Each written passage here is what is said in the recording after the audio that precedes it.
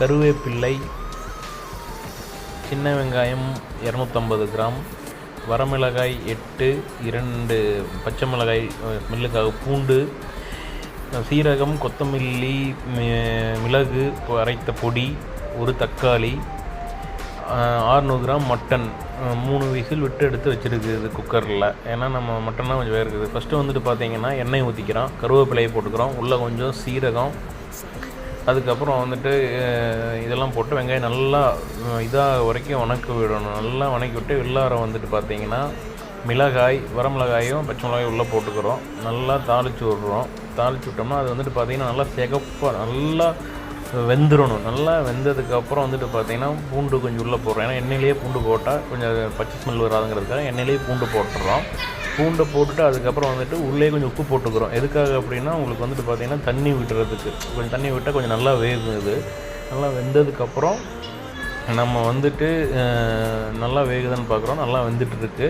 இப்போ வெந்ததுக்கப்புறம் ஒரு 3 or 4 மினிட்ஸ் நல்லா வெந்ததுக்கப்புறம் உள்ளே வந்துட்டு பார்த்திங்கன்னா அந்த தக்காளியை போட்டுடுறோம். பொடி வந்துட்டு கொஞ்சம் வெயிட் பண்ணணும். ஏன்னா நம்மளுக்கு வந்துட்டு தக்காளியில் தான் பேஸ்ட் அந்த பொடி நல்லா தக்காளி வெந்ததுக்கப்புறம் நாம் வந்துட்டு பார்த்திங்கன்னா நல்லா கிளறி விடுறோம். நல்லா கிளறி விட்டுட்டு அதுக்குள்ளார வந்துட்டு பார்த்திங்கன்னா நல்லா இது பண்ணதுக்கப்புறம்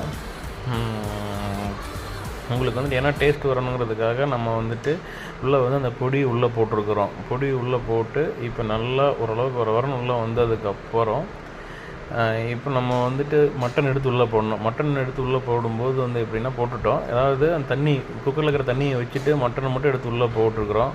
உள்ளே போட்டு விட்டுட்டு நல்லா அந்த இதுலேயே வர அளவுக்கு பண்ணி விட்டுட்டு அந்த தண்ணி தனியாக தான் வச்சுருக்கணும். ஏன்னா கொஞ்ச நேரம் கழித்து தான் நம்ம உள்ளே போட போகிறோம்.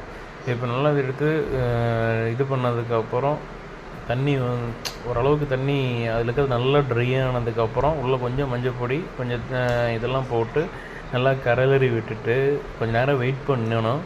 வெயிட் பண்ணிவிட்டு அதுக்கப்புறம் உள்ளே லைட்டாக அடி பிடிக்கும்போது அந்த தண்ணி எடுத்து உள்ளே ஊற்றிட்டு நல்லா கலருங்க.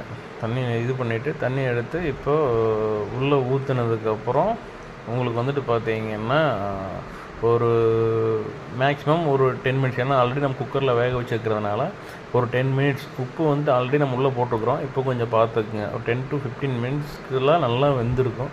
வெந்ததுக்கப்புறம் நீங்கள் எடுத்து பார்த்தீங்கன்னா ஃபுல்லாக ட்ரையாக இருக்கும். இந்த பேஸ்ட்டு வெங்காய பேஸ்ட்டு இதெல்லாம் உள்ளே போகும்போது டேஸ்ட் வந்துட்டு வேறு லெவலில் அல்டிமேட்டாக இருக்கும். ஒரு டைம் ஜென்ஸ் நீங்கள் செஞ்சு பாருங்கள். பார்த்துட்டு உள்ள கொஞ்சம்